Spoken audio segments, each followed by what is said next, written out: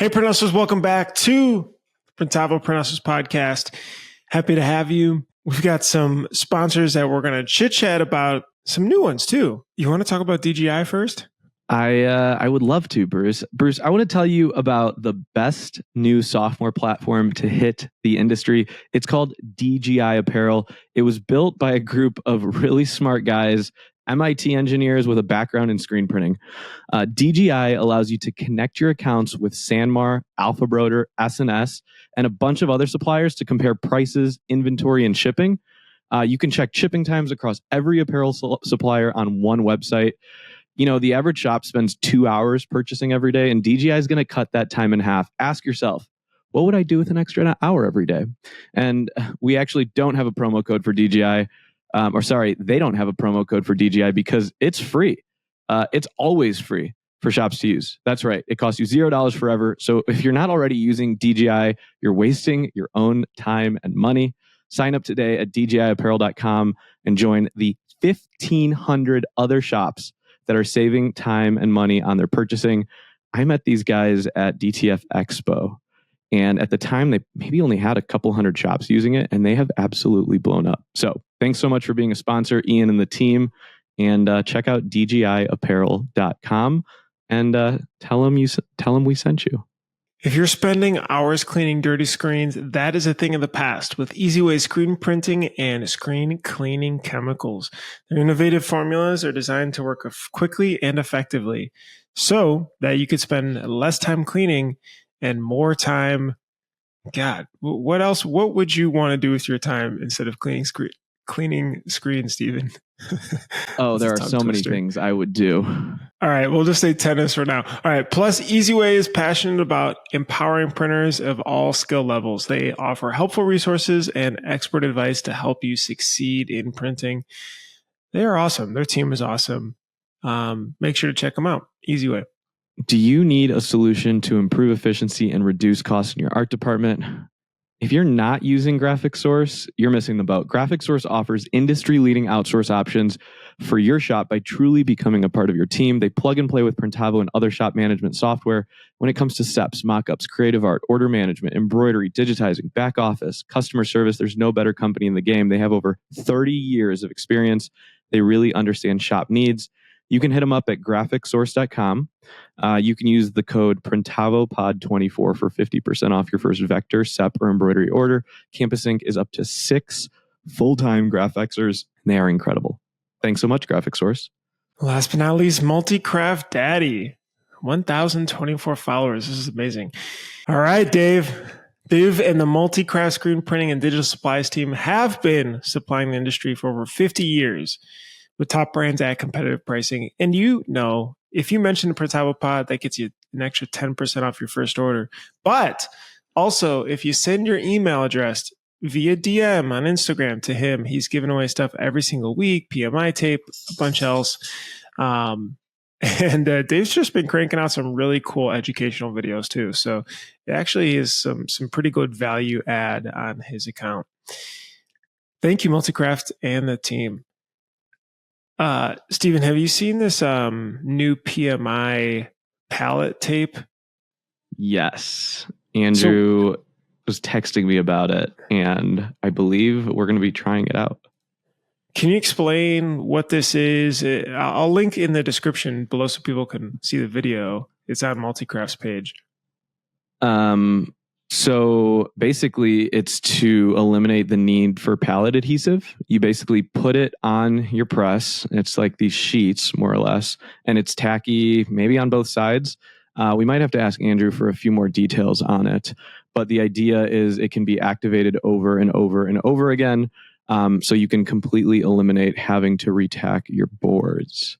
For me, just seeing how smart the team at PMI Tape is, I'm excited to see this in action.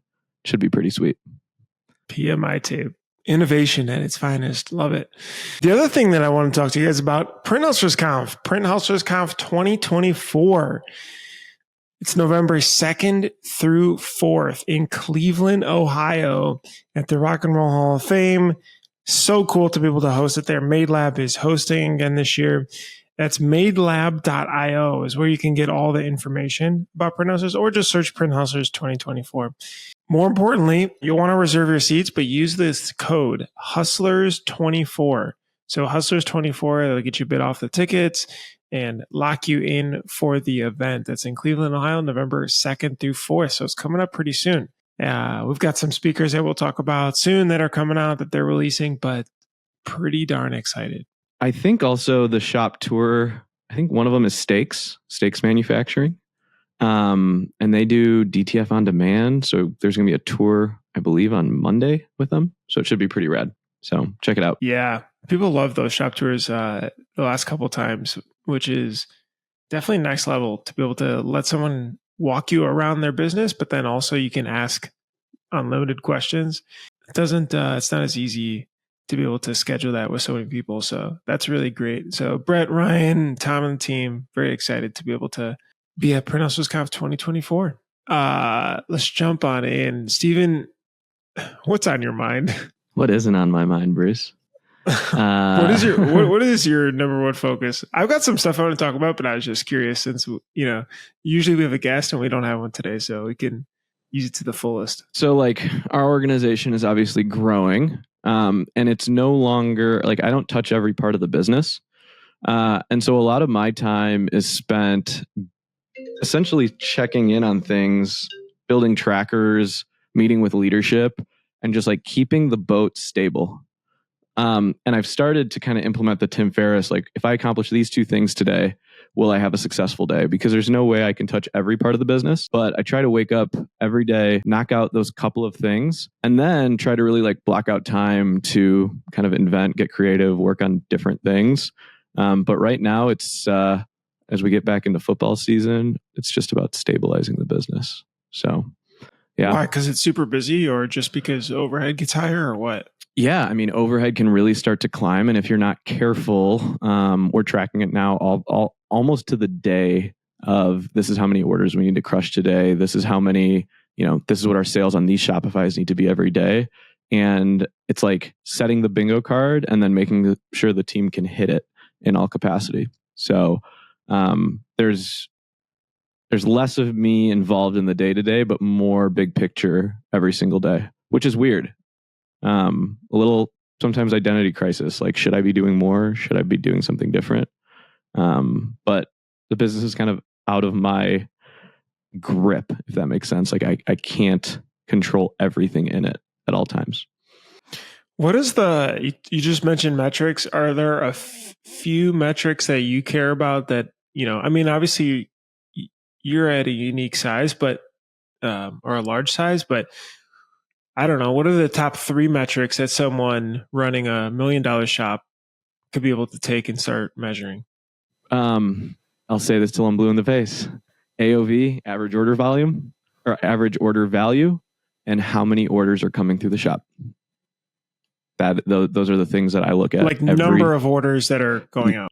Yep. If we know that our AOV is $1,500 and we know that we need to get 30 orders a day, that gets us $45,000 per working day, and that's all I'm thinking about, right? If we do that, then it becomes a capacity and production kind of thing. So then weekly, I'm looking at output, how many orders actually got out the door, and then our accounting team is essentially making sure that are those jobs profitable? Are we making money on everything? Those kind of things. But I'm always looking at sales just about every single day. That's the most important part to me. So if someone wants to crank on sales a bit, is the easier lever AOV then instead of number of orders? Or what do you think? AOV is something that's slightly out of your control. So you don't know how big the cart is going to be, right? But if you track your AOV week over week, month over month, you're going to start to see trends. And so, if we notice that our sales are down, the first thing I look into is our AOV less than average? Is our AOV $1,100 instead of $1,500? And why is that? Are we taking a bunch of small orders? Are we selling stickers? Are we selling banners? Are we not juicing up our carts and making sure we upsell clients? So that's one thing that you can look at. But the other thing that we look at is the average order size of an online store. So we realized we were doing some kind of deep digging and we missed a sales number in the month of like June and July. And we realized that an online store generated something like $2,000 per store. And we set up something like 50% less stores in those last 8 weeks than we did in the 8 weeks prior. And so for our team, it was like, hey, we're processing as many possible orders as we can. Why don't we try and set up a few more online stores every day, right? Because if you set up those online stores, then essentially they'll take care of themselves. So for me, it's looking at like online stores and just the volume of orders. And AOV is something I look at, but we're only digging in if it's an issue. I don't try to over control what that is because it's sort of out of your control. Does that make sense? When we were measuring new trial signups very closely, or when I was doing that, and things would dip or things would slow down, it's funny because that's the immediate thing. I would look at a few marketing channels and something would be screwy. It'd be Google ads wasn't running correctly. It would be SEO. We weren't ranking as well as we were before, a month before. So something fell off to create that different trend.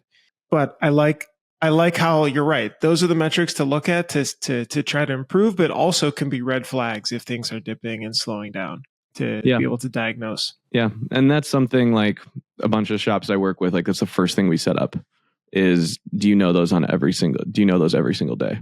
Right. So they're just basically exporting the data for the previous week, let's say, putting it into Excel and calculating it. Yeah. I mean, we do it a little more automatically.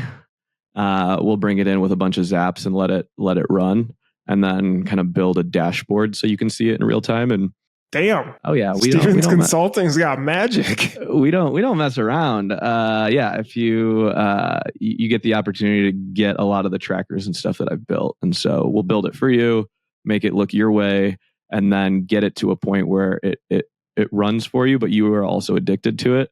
One of the shops that I was just talking to a little bit ago.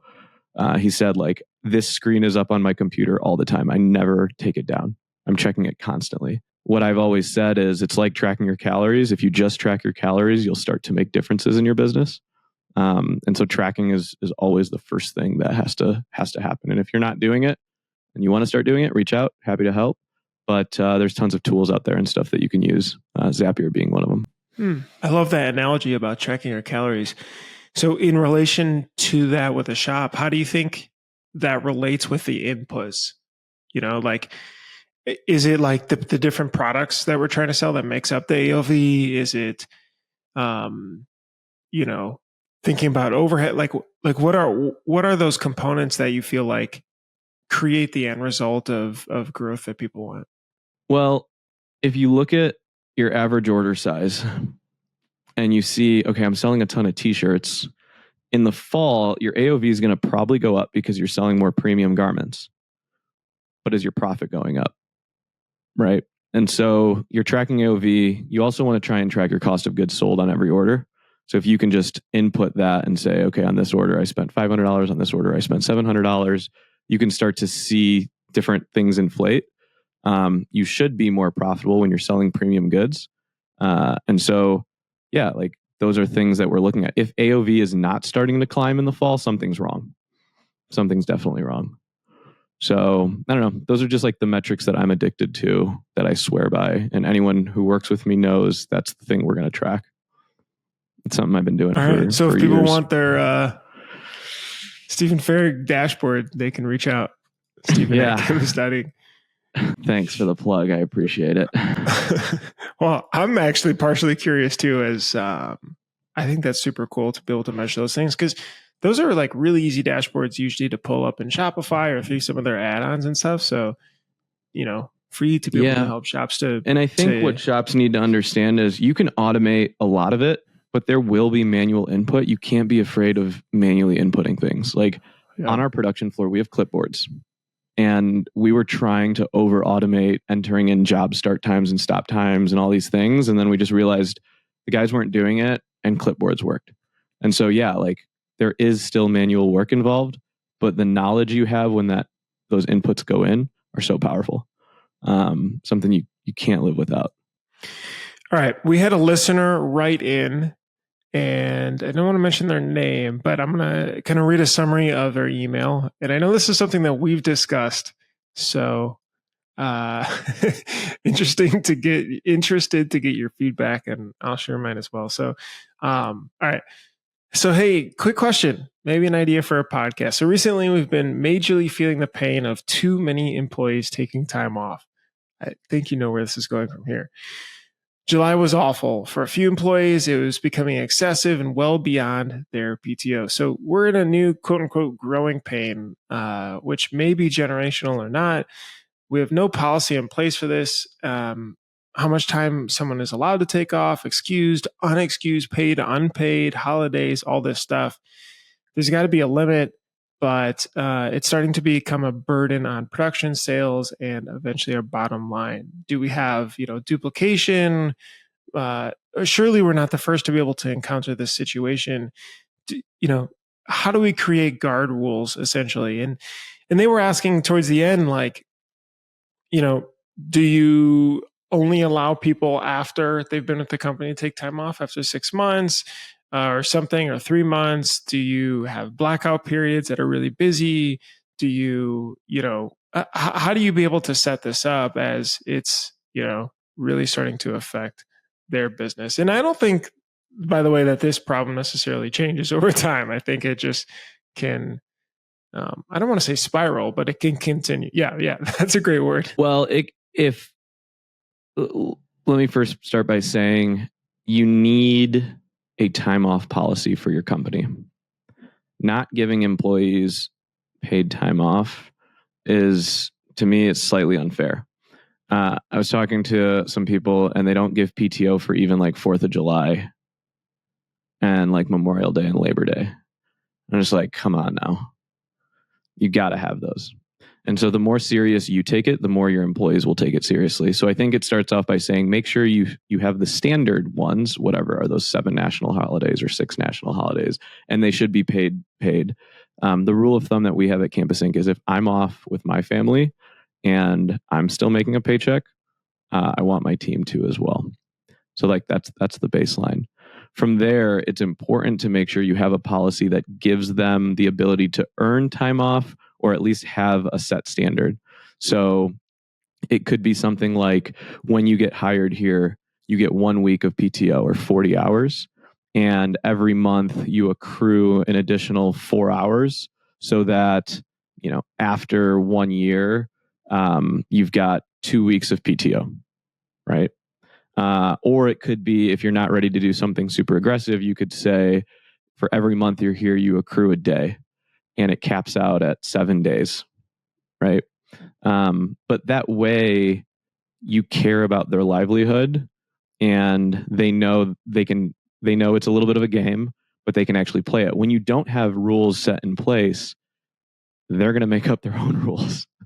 But I think from reading this, there's the basic rule set. It's the use of excessive, like, all right, let's say you use up to 7 days and someone's like, hey, is it okay if I, take this 1 day off or whatever is going on, right? And it seems like that is used, and the word is excessive is emphasized.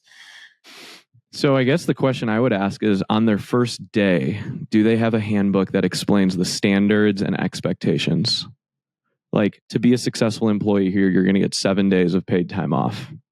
We expect you to take those 7 days. Above and beyond, we really don't expect you to take it unless there's excessive circumstances. Anything beyond that, it would be considered excessive and would go into your employee review. Like, would you say that what if you said that on day one? Or you talked about it? Would that help?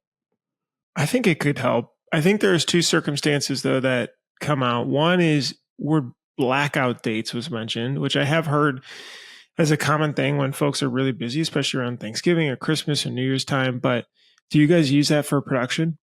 Yeah, I mean, we say we live on the academic calendar. When school's in session, we're busy. When school's not in session, we encourage you to take your PTO.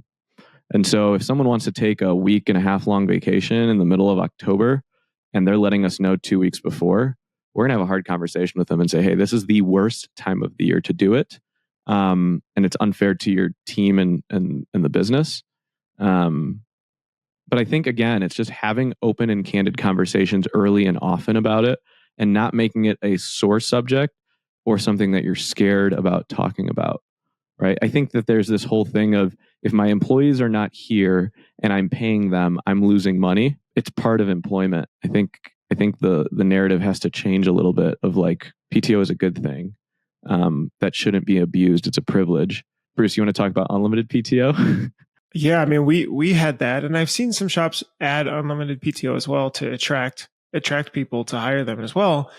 But yeah, I mean, there's definitely a handful of folks that really utilize that to the max, and push it beyond what I thought was reasonable. But one thing that we do now is define unlimited. So it's not, I guess it's unlimited PTO asterisk, which is, what your manager approves or what is reasonable.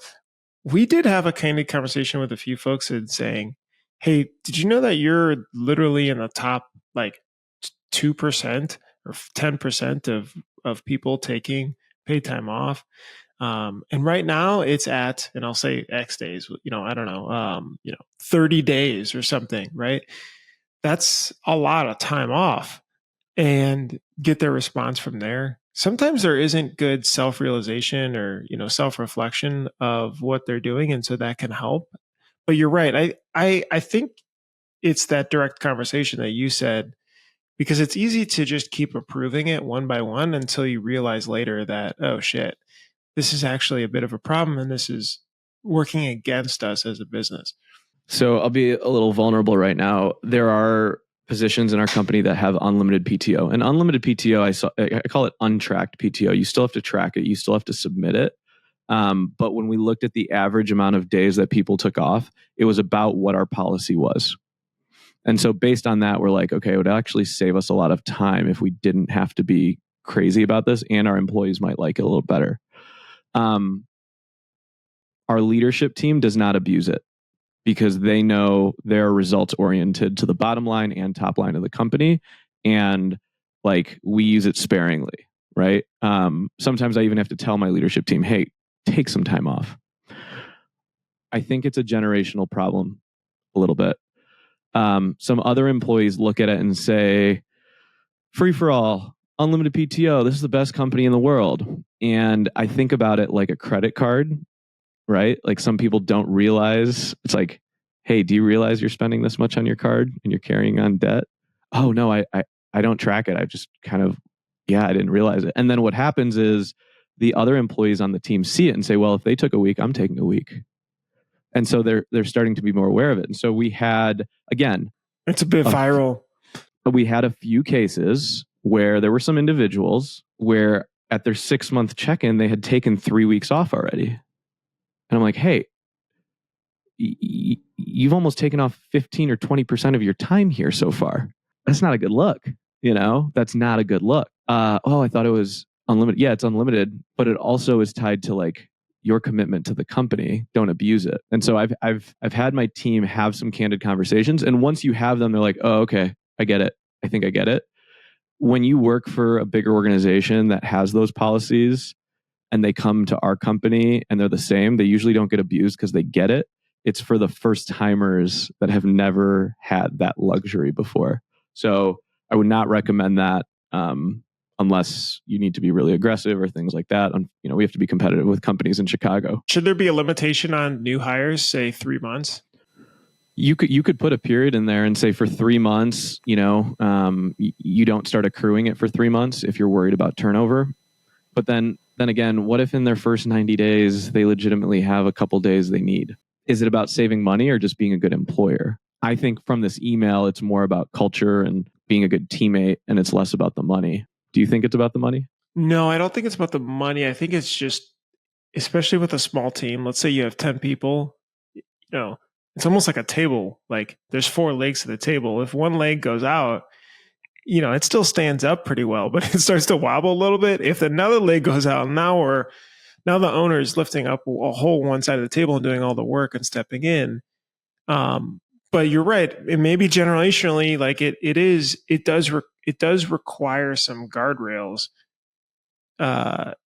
at least to kick off a good working relationship together, like a good momentum to create together. Because you're right, if the momentum started from a lot of time off, gosh, I mean, I can only imagine what a year in is going to look like.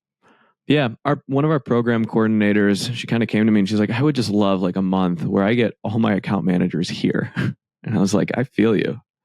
That must be so frustrating to be able to do. And I was like, you need to have a candid conversation with your team and say, guys, like we can't get momentum if this is the case, you know? And so a lot of times we've been asking teams like, hey, block them out early. You've got your non-negotiables that you need to take off. And then make room for a little bit of flexibility. But then the other thing that I do is this team has to cover for each other. It is not my responsibility to cover for you. So we can't have two people off at the same time, right? There has to be coverage and someone's going to have to pick up the slack because our performance cannot decline because you are kind of using a privilege of the company. I think it's just conversations. All right. So to summarize, I like this. I put it together. Number one, having a great handbook. Yeah, you're spot on. Outlining exactly what the policies are and making sure that's discussed on the first, few days of new hires. Really consider limited versus unlimited PTO. Keep in mind there's state by state laws. So make sure you actually talk to someone in HR who knows this. Some states you actually have to pay out PTO if the person leaves or if they're fired. And so you have to consider that.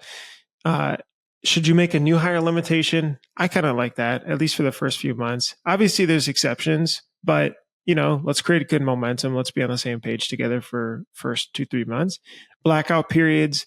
It seems like that's pretty common. And if it's not written in stone, which I have seen some folks, it's definitely written in stone. If it's not, culturally, this is just not what we do. And having that. And then last part, direct convo with them. So I honestly think the direct convo is probably the most important because I think that's such an easy one to just keep letting go because it's like little paper cuts until it's a bigger problem later. But that direct. Yeah. And here's the thing. If you have a direct convo with an employee or a team and they don't like the outcome, their response is not your responsibility. You don't always have to be the nice guy or girl. If they're frustrated about it, they're going to complain about it. They're going to bitch to their friends and then they're going to come back to work. So it's okay to be the bearer of bad news.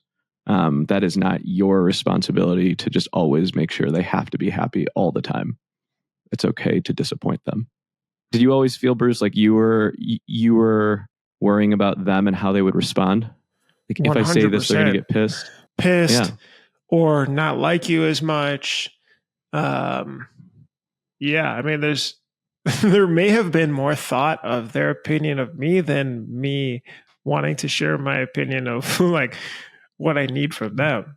Like that may have taken more mental cycles, which is unfortunate, but I think it's pretty common.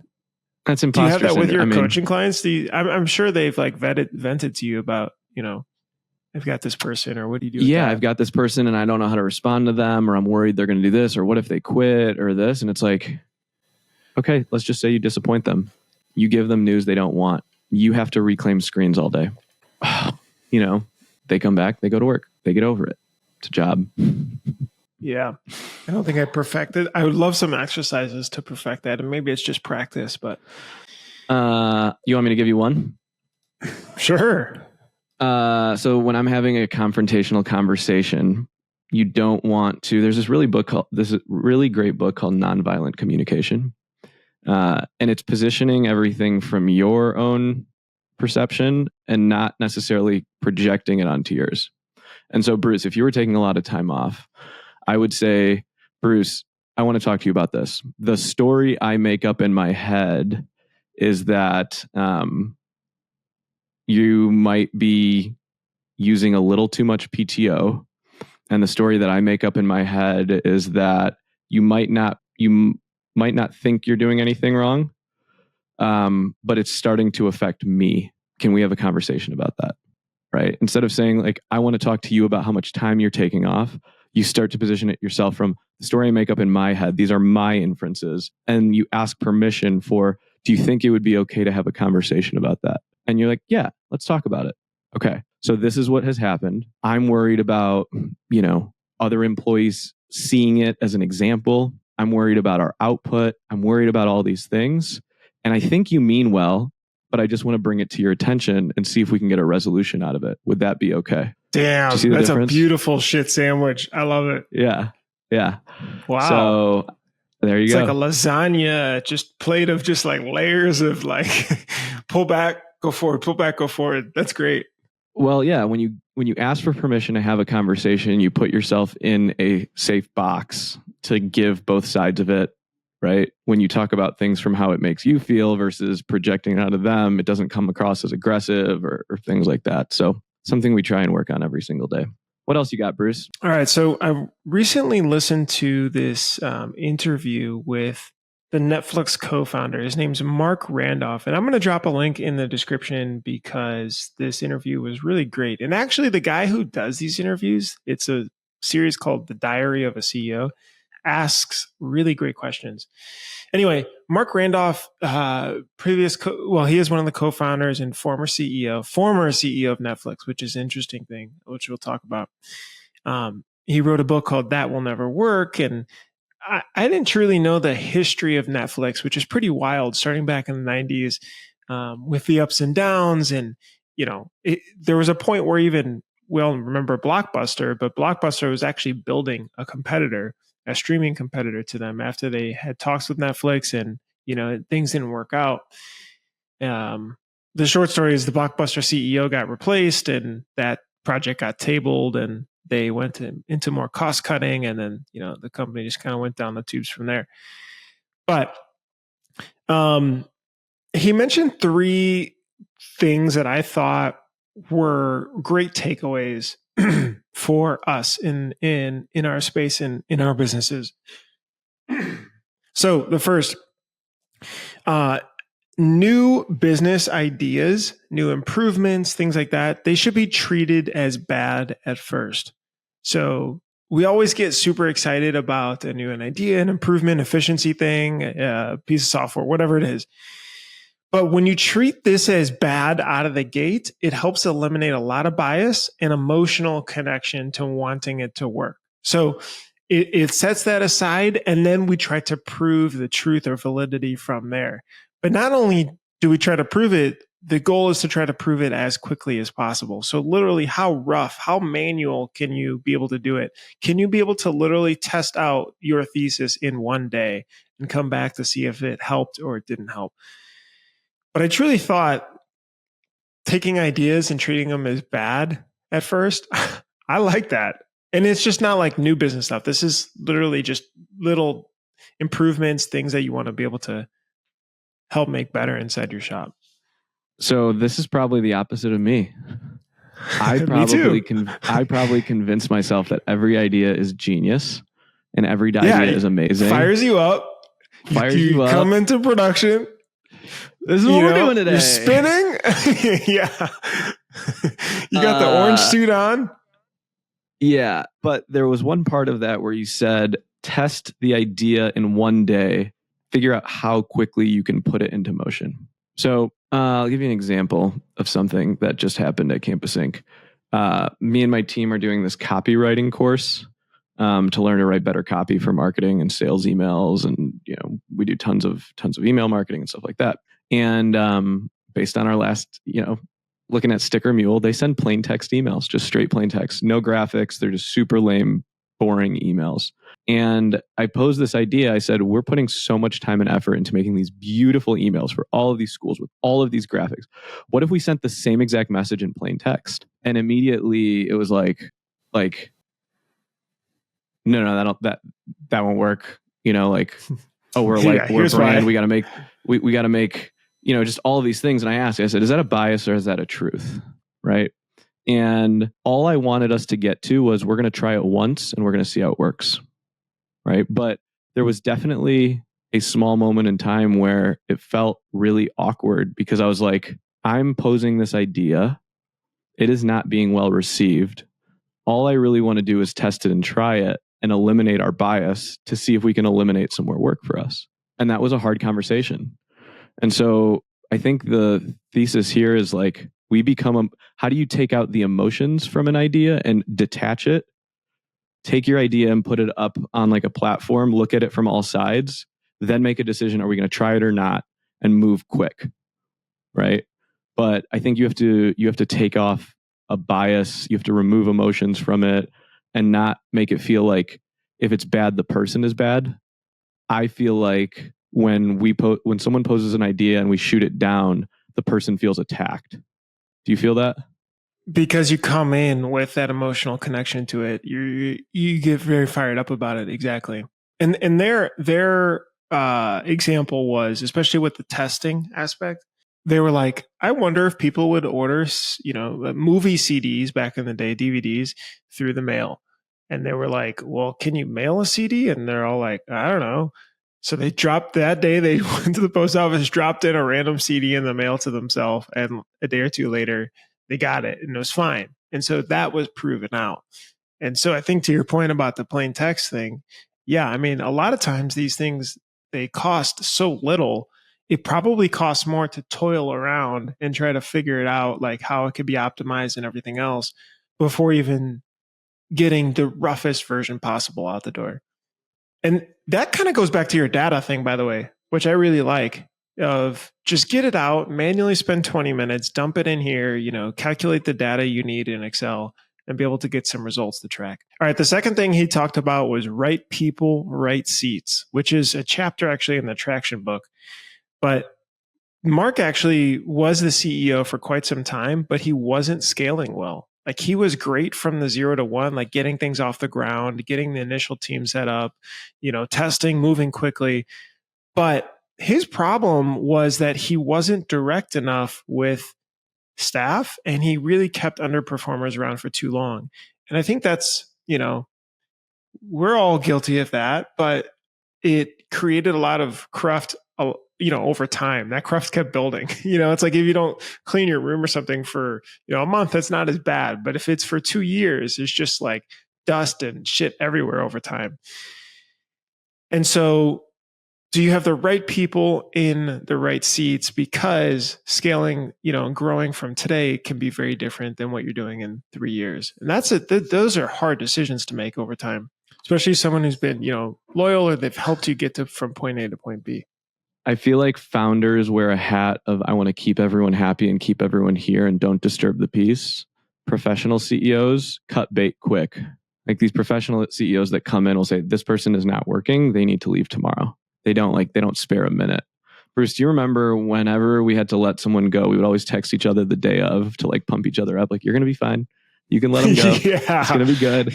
And then after you'd be like, how'd you feel? And I was like, oh, I feel so much Such better relief. now. Yeah. I don't know. That's, I just feel like it's so hard to move people around and shuffle them because we're scared of how they're going to react or what the fallout's going to look like. But the longer I've been doing this, the more I realized the faster you do it, the quicker you can move on. Yeah. The last thing he talked about was being small is actually a huge positive. When we talk about growth and we talk about continuing to build a business, it's always, have more things, have more people, have more equipment, whatever it is. But he says being small is the biggest positive. Like you will never be as nimble and lightweight as you are this year than, as you were before last year. So just keep that in mind because everything you do, everything you buy, every person you hire adds weight and that slows down the company. He said one of the reasons why they were able to navigate the change of the internet and through Blockbuster and all that is because they were really small and they could be able to have a very nimble team at that time. So the timing was great for them. And I think this comes up, especially what we talk about is, your profitability sweet spot. I mean, we've had a lot of guests where it's like, I grew past my sweet spot and I wanted more and more. And now I really wish I could just reverse the clock a bit. I think there's so many hidden things about running a big business that you don't take into account, mostly on the management of people. Like, I'll give an example. Laptops. Buying laptops for employees. The amount of weight that carries at Campus Inc. of, do they have their laptop? Is it loaded up? Do they have all the licenses? Has it been shipped to their house? Right? Like that alone takes so much time, and it takes one person to manage that, right? And so you think that like you just add another employee, it's just going to be easier, whatever. They're just going to do more. No, there's way more work that happens, and that's something we think about all the time. Is our competitors, some of the biggest companies in the licensed sports space, will say, "You guys are like you're on a jet ski right now. You're just zipping around us." And that's something we talk about in our team. Is we don't want to lose that jet ski feeling. And some of the best tech companies, when they were early on, like Airbnb, Netflix, they were so nimble. I give like DJI a lot of credit. They will go to a shop, build a feature, and roll it out. Can Printavo do that today? No, because it would affect a ton of people. But 5 years ago, that's how you built, So yeah, I'm with you. All right, I got 5 rapid fire ones, and then we'll close it out. All right, here we go. All right. So these are some quotes that he said that I wrote down that I thought were pretty powerful. Incentives are superpowers, but set them carefully. I love that, especially when I have set incentives thinking it would go in this direction and it actually went that direction, and I had to reset and go back. Concentrate your resources on a small number of high conviction bets. I even think that boils down to what you said, day to day. What is the most singular or 1 or 2 max important things you need to be able to get done, and shove off the rest? Because it probably isn't that game changing if it's further down your priority list anyway.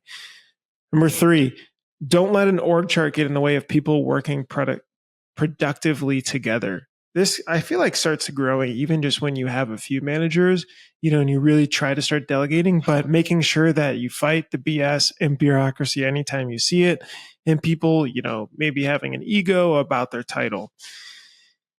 Number 4, spend time with people and bringing in people. Take risks on high potential people with a fast rate of improvement. So that's what he felt was the 2 most valuable factors in new hires, which was high potential people with a fast rate of improvement. So they learn quickly. And then lastly, fast iteration can make up for a lot of mistakes. I love that. So it's okay if you screw up, but if you're iterating quickly, it honestly doesn't matter because you're able to rebound and make the go back and turn left instead of go right. All right. Is that the pod? That's a pod. Mark Randolph. All right, guys. Thanks so much for joining us in another episode of Printavo Print Husters pod. We really appreciate you guys every single week. We love being able to host this, and hopefully everyone's it's Printing United week, I think, this week. So hopefully everyone's having a good show there, and we'll see you in about a month and a half at Print Hustlers podcast in Cleveland. All right. Have a good one. Thanks so much for listening. Hopefully that was informative. Don't forget to subscribe. Don't forget to like. Don't forget to hit the bell for notifications if you enjoyed this video. If you enjoy all the stuff we're putting out, it's really helpful. We love to just be able to see it. That means that we're doing a good job. To subscribe, hit the bell for notifications, and hit the like button. And I'll see you in the next episode. Bye.